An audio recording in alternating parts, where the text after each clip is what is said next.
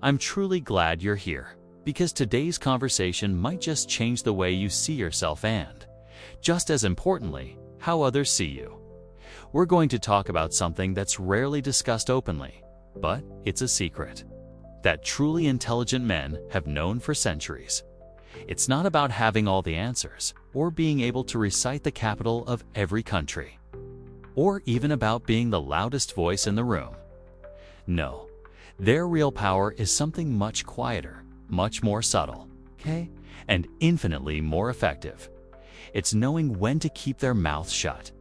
Sometimes, what you don't say says more about you than any clever quote or witty comeback ever could. I've spent years studying people, sometimes through the lens of ancient Stoic wisdom, sometimes just by sipping too many coffees and watching human nature unfold in real time. And let me tell you, the wisest men I've ever known have something in common. They don't waste words, they don't rush to fill silence, and they never ever say things that chip away at their credibility, their character, or their peace of mind. So today, we're diving deep into 7 things intelligent men never say. Not because they're flawless, but because they've learned sometimes the hard ways that these phrases lead nowhere good. Stick around, hit that subscribe button, and let's get wiser together. 1. I already know that. Let's start with a phrase that slips out more often than we'd like to admit. I already know that. On the surface, it sounds harmless, maybe even confident. But what it really reveals is something far less flattering. A closed mind. An intelligent man knows better. He knows that the moment we convince ourselves there's nothing more to learn, we've slammed the door on growth. I learned this the hard way years ago, working with a mentor, a man who carried himself with the quiet certainty of someone who had lived through enough battles to speak sparingly. We were reviewing a process I'd done 100 times before. He began explaining something about it, and without thinking, I cut him off. Yeah, I know that already. He gave me a look, calm, but heavy-eyed, moved on. Later that evening, I realized what I'd done. I hadn't just interrupted him. I'd robbed myself of the chance to hear what he saw that I didn't. His years of experience had taught him things that didn't come printed in manuals or outlined in training videos, things I hadn't lived long enough to understand. When we say, I already know that, what we're really saying is, I have nothing left to learn. That's not intelligence. That's arrogance, dressed up in the costume of competence. Stoic philosophy cuts right through that illusion. Marcus Aurelius warned us plainly, you cannot learn anything when you think you already know everything. What he meant was that the ego, our need to seem knowledgeable, to protect the image we've built, becomes the very thing that blocks our growth. It convinces us we're standing on solid ground when we're really just balancing on pride. Intelligent men understand that knowledge is not a trophy you win and place on a shelf. It's a river, always moving, always changing. You step in the same place twice, and the water is different each time. I once watched a seasoned carpenter listen patiently to an apprentice explaining a technique he had likely mastered decades before.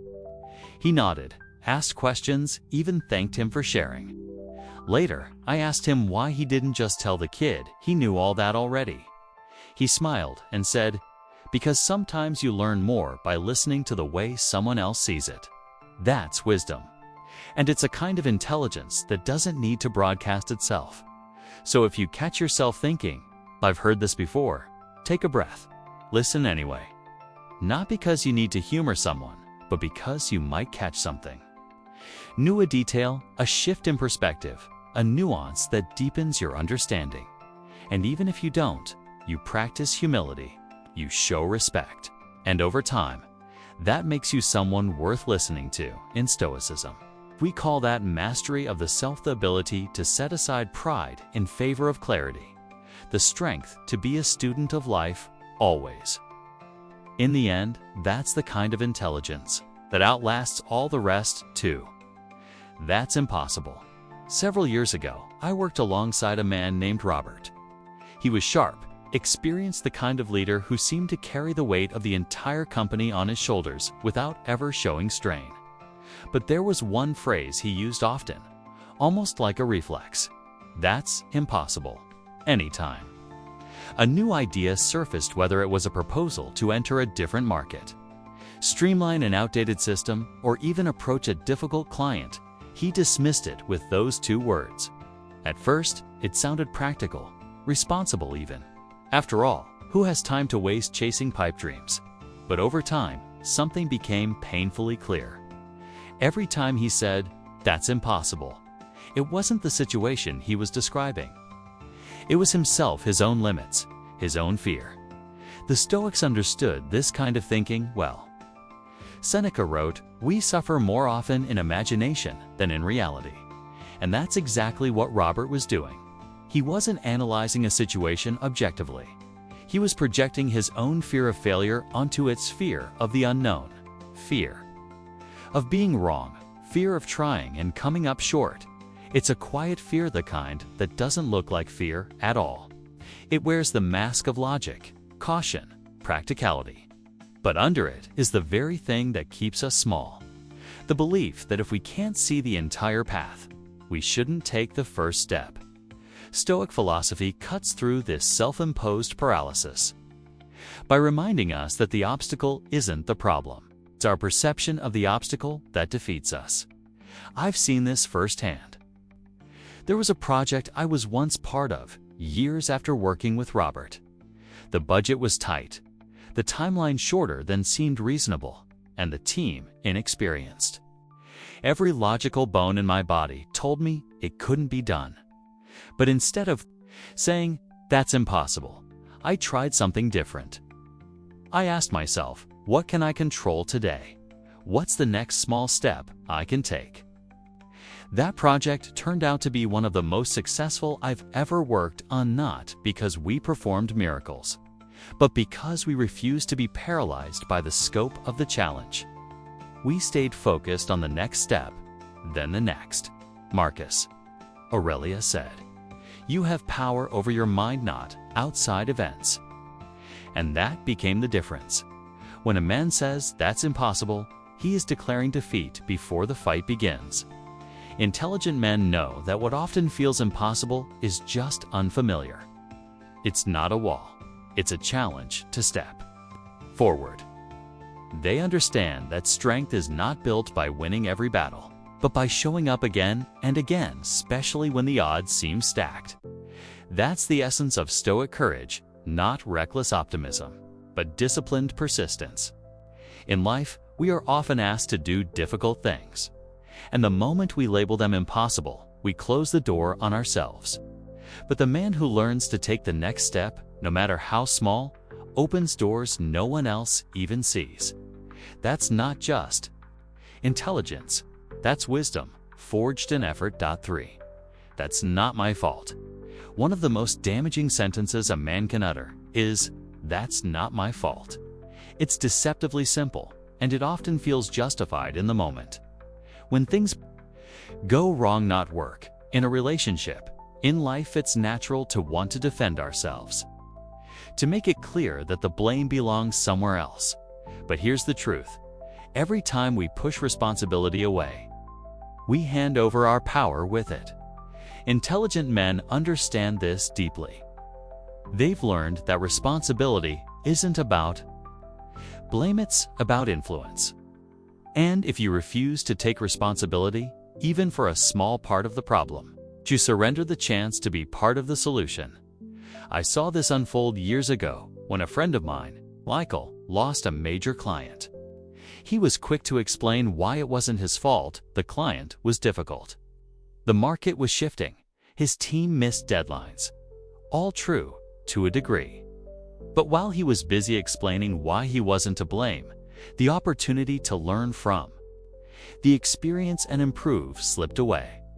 He stayed stuck, repeating the same mistakes, convinced it was always someone else's problem to fix. What he didn't realize was that by refusing to claim any responsibility, he gave up the one thing that could have changed his outcome. Control over himself. The Stoics believed that we should focus on what is within our control and release the rest. Epictetus said, "It is not what happens to you, but how you react to it that matters." And that's the key. When we say, "That's not my fault," we place the power to change the situation in someone else's hands. We wait for them to fix it, to make amends, to do better. But when we accept even a small piece of responsibility, we immediately reclaim control. We shift from being passive to active, from powerless to powerful. In my own life, I found that owning my part no matter how small opens doors I didn't see before. It might be as simple as admitting I didn't communicate clearly, or that I could have prepared better, even if others made bigger mistakes. That willingness to take responsibility shifts something inside. It builds trust both with yourself and with those around you. It shows that you are a man who doesn't wait to be rescued or vindicated. You act. Blame is easy. Responsibility is hard. But responsibility is also where strength lives. The Stoics remind us that we are not here to escape difficulty, but to rise above it. And rising begins with saying, "What can I do differently next time?" That is how intelligent men led, not by finding fault, but by finding a way forward. If you found these insights valuable, let me know by commenting yes below. Your thoughts matter, and I'd love to hear from you. 4. I don't need any help. One of the most dangerous lies a man can tell himself is this: I don't need any help. It sounds noble on the surface, independent, strong. It's a phrase we've been conditioned to admire, especially in a culture that often celebrates the lone wolf, the self-made man who forges his own path and carries his burdens without complaint. But the truth underneath is far less heroic. The refusal to ask for help is often not a reflection of strength, but of pride, quiet, corrosive, and blinding. It isolates us. It makes us believe that struggling in silence is a virtue. And over time, it erodes the very resilience we think we're protecting. I was reminded of this when I read about Abraham Lincoln during the darkest days of the Civil War. History paints him as a solitary figure, stoic, burdened, carrying the weight of a fractured nation on his shoulders. But what's often overlooked is how deeply Lincoln leaned on others. He surrounded himself with advisors who challenged him.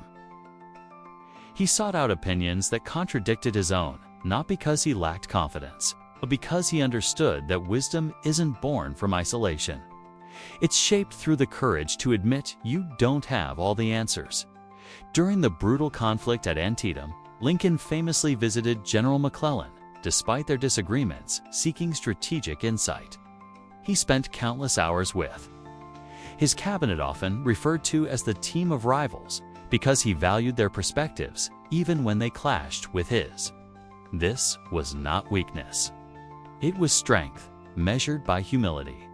And that's the lesson intelligent men learn, sooner or later. Self-reliance is important, but it was never meant to be absolute. The Stoics were clear about this.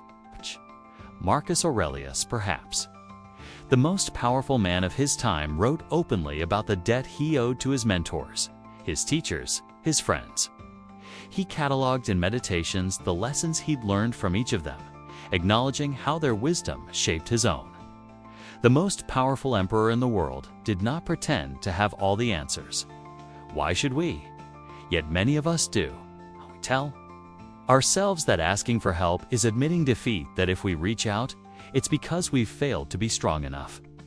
But that belief is a trap. It keeps us locked inside our own heads, slowly drowning in problems we were never meant to face alone. And worst of all, it robs the people around us of the chance to offer what they have. When we refuse to ask for help, we deny others the opportunity to give. We cut off the mutual support that binds people together. I've fallen into that trap myself. There was a time when I thought I had to carry it all: work, family, the endless pressures that come with trying to live up to an image of strength. I thought that keeping it together meant keeping it to myself, and all it did was wear me down. The turning point came when I finally admitted to someone I trusted that I couldn't do it alone. What I found wasn't judgment, but understanding support. And that small moment of humility gave me the energy and clarity I had been missing for years. I realized that true strength isn't in how long you can stand alone. It's in knowing when to reach out a hand and when to take one. The Stoics teach us that we are part of a larger whole. We are made for cooperation, for mutual aid. Epictetus reminds us that no man is an island. And when we pretend otherwise, we fight the natural order of life itself. Strength is not diminished by asking for help. It's defined by it. Because asking for help requires courage. It requires honesty. And those are the hallmarks of an intelligent, wise man who knows that. Carrying burdens alone isn't noble, it's unnecessary. So the next time you feel that pull to say, "I've got this. I don't need anyone," pause for a moment. Ask yourself if that's strength speaking or pride in disguise. And remember Lincoln, who led with wisdom and humility, knowing full well that even the strongest men need others to stand tall. 5. I'm too old for that. One of the most damaging lies a man can tell himself is, "I'm too old for that." It slips out quietly, sometimes disguised as practicality or even self-deprecating humor. But underneath it is something far heavier: resignation. A belief that the best chapters are already written, and there's little left worth pursuing. It's the kind of thinking that closes doors long before they need to be closed. Intelligent men understand that this phrase isn't just limiting teens toxic, becomes a slow erosion of purpose. A quiet surrender of the life that's still there to be lived. I once read about a man named Harry Bernstein. At 93 years old, after spending his life working as a magazine editor and raising a family, he decided to write his first book. He called it The Invisible Wall, a memoir about his childhood in a poor English mill town divided by religion and prejudice. It was rejected by several publishers before it was finally released. He was 96 when it hit the shelves. That book went on to international acclaim, translated into multiple languages, touching the lives of people around the world. He wrote 3 more books after that. Harry didn't buy into the lie that he was too old.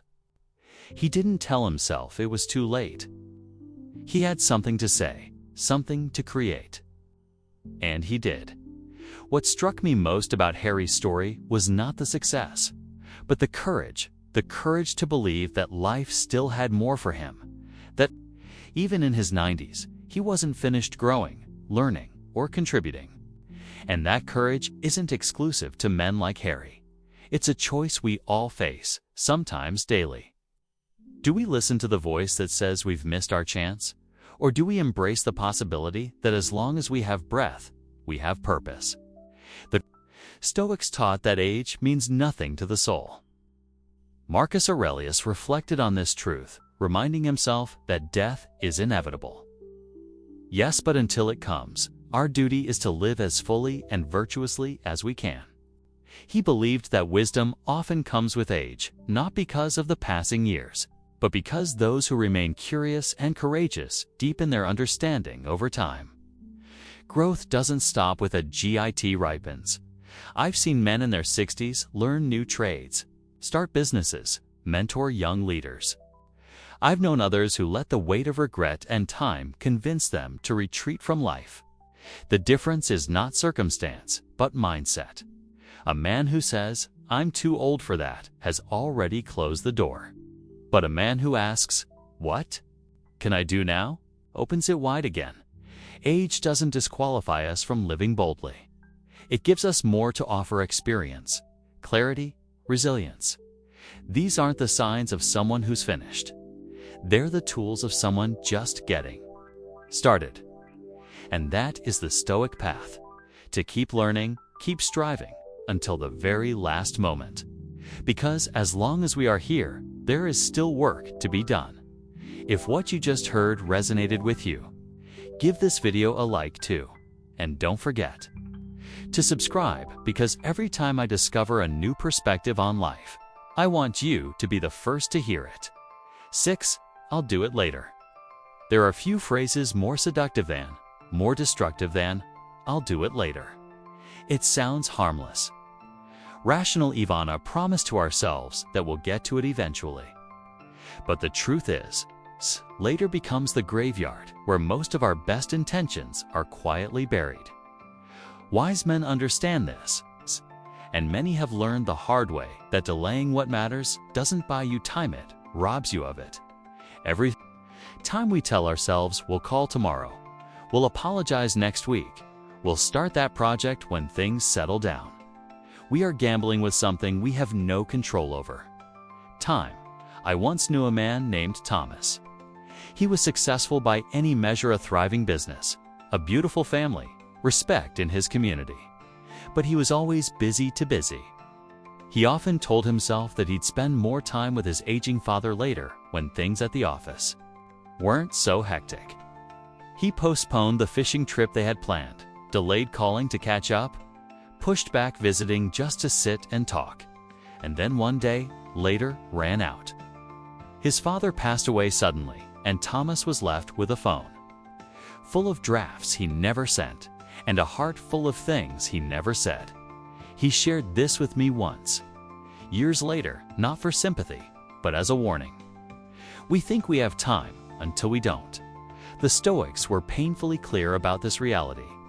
Marcus Aurelius reminded himself daily of his own mortality, not to be morbid, but to sharpen his sense of urgency. He wrote, "You could leave life right now. Let that determine what you do and say and think." That's not just a philosophical thought experiment, it's a practice. It's a mindset that intelligent men adopt because they know the clock isn't in their hands.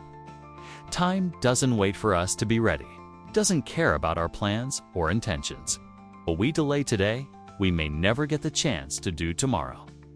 That's why wise men act now. They make the phone call they've been putting off.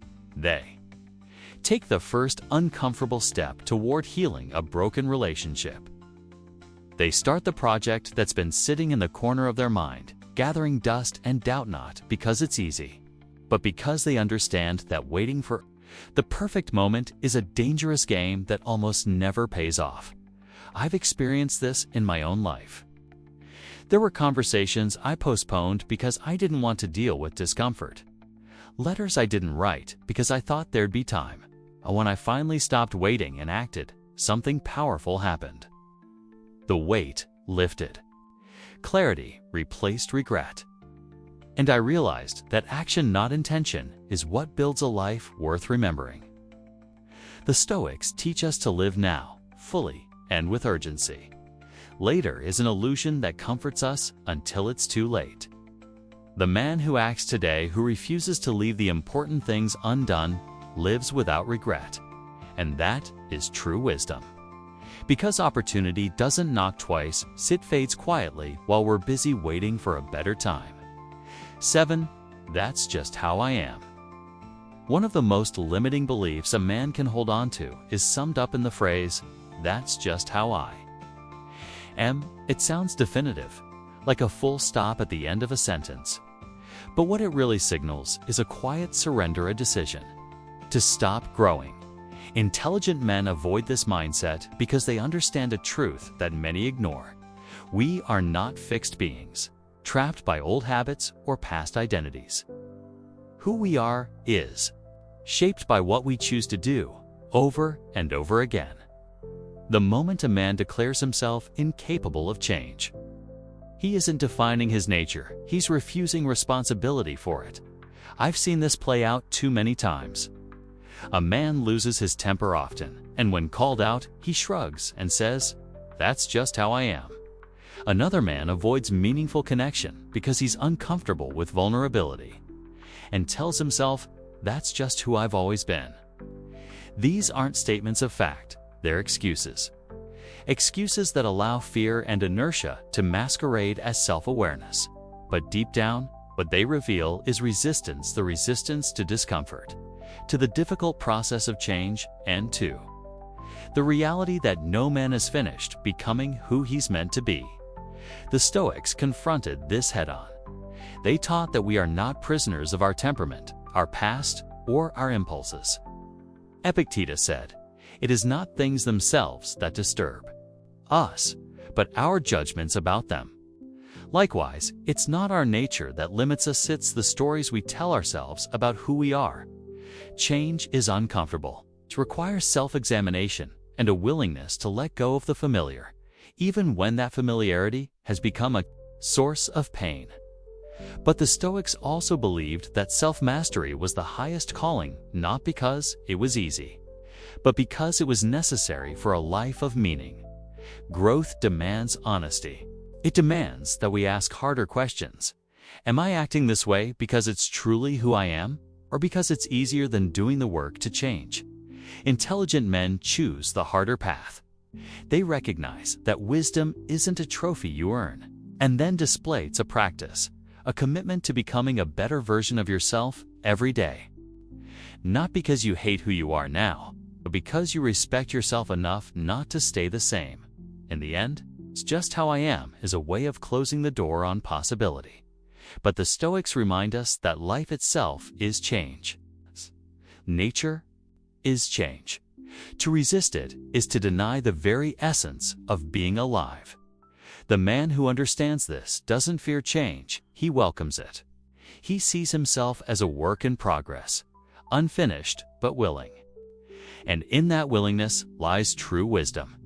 If you've ever caught yourself saying one of these 7 things, trust me, you're in good company.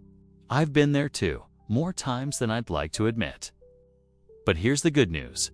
Intelligent men aren't the ones who never make mistakes. They're the ones who recognize them and choose to do better. And that's exactly what we're doing here, becoming better, one thoughtful choice at a time. So, which one hit home for you today? Maybe it's time to leave. That's just how I am in the past, or finally retire. I'll do it later, before later becomes never. Whatever it is, this is your invitation to take the next step. Because wisdom isn't about being perfect, it's about staying curious, staying humble, and always moving forward. If today's conversation sparks something in you, pass it on. Share this video with a friend who's walking this same path. And if you haven't yet, hit that subscribe button. I'll see you in the next video.